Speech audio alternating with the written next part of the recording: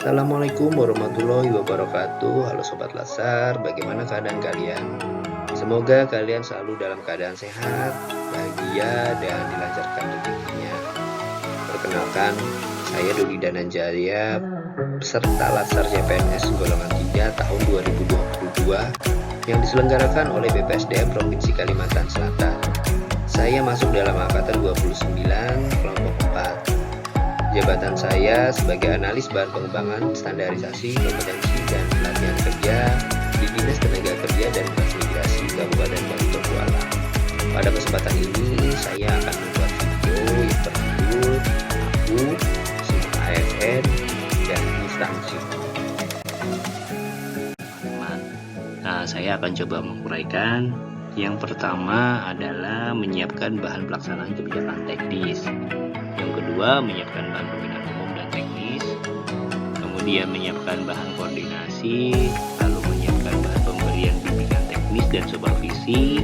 Kemudian saya juga melakukan pengumpulan, pendokumentasian, dan penginputan dan pengolahan di bidang. Lalu ada bahan pengawasan dan pengendalian kebijakan teknis. Kemudian terakhir menyiapkan bahan evaluasi, pelaporan, dan fasilitasi. Dalam rangka menyelesaikan tupoksi yang ada pada dinas, saya juga diberi tanggung jawab dan wewenang. Adapun tanggung jawabnya adalah yang pertama ketepatan dan kebenaran prosedur dalam pelaksanaan kegiatan. Yang kedua ketepatan saran usul dan pendapat dalam koordinasi. Yang ketiga ketelitian dan kebenaran dalam pemberian data. Dan yang terakhir adalah kebenaran laporan. Sedangkan untuk wewenang yang diberikan kepada saya adalah satu, mengkoordinasikan tugas dengan atasan atau pihak terkait. Yang kedua, memberi usul, saran, dan pendapat tentang tugas. Dan yang terakhir, menentukan materi laporan kepada atasan. Berikut ini adalah syarat jabatan yang melekat pada analis bahan pengembangan, standarisasi, kompetensi, dan pelatihan kerja. Pertama, keterampilan kerja, lalu ada bakat kerja, kemudian ada temperamen kerja, yang di sini measurable and variable criteria atau MVC diartikan dengan kemampuan menyesuaikan dengan diri kegiatan, pengambilan peraturan pembuatan pertimbangan, atau pembuatan peraturan berdasarkan kriteria yang diukur atau yang dapat diuji.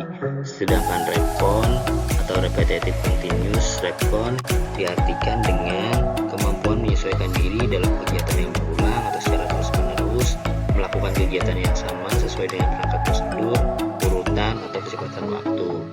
Sedangkan untuk syarat jabatan terakhir adalah minat kerja realistik, yang diartikan aktivitas yang memerlukan manipulasi eksplisit, teratur, atau sistematik terhadap objek, alat, benda, atau mesin.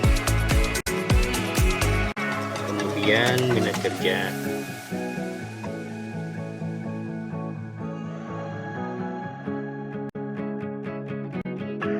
Berikut ini adalah struktur organisasi dari Dinas Tenaga Kerja dan Transmigrasi Kabupaten Barito Kuala.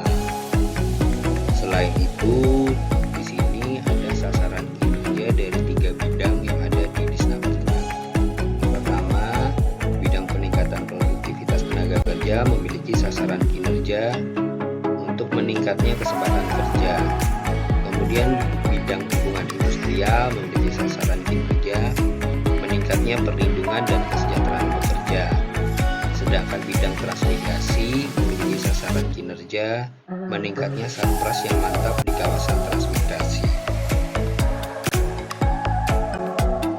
Dinas Tenaga Kerja juga memiliki beberapa jenis layanan. Pelayanan publik yang ada pada Dinas Tenaga Kerja antara lain: 1. Pelayanan pembuatan kartu pencari kerja atau AK1.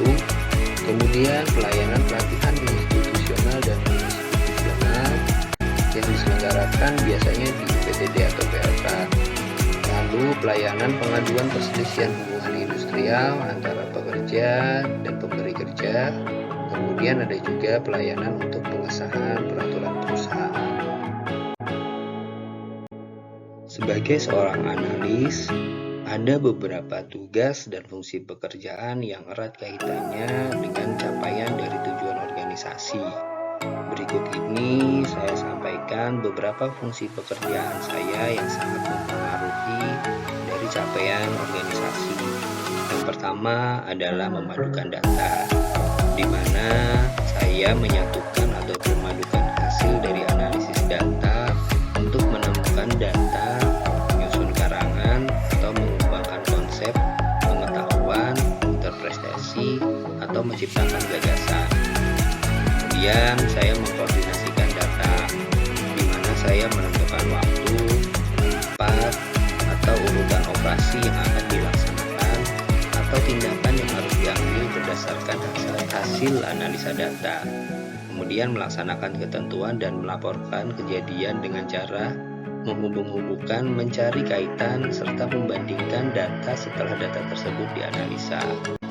Lalu saya menganalisis data, di mana saya mempelajari, mengurangi, merinci, dan menilai data untuk mendapatkan kejelasan atau menyajikan tindakan alternatif. Lalu yang terakhir adalah menyusun data, di mana saya mengerjakan, menghimpun, atau mengelompokkan tentang data orang ataupun benda.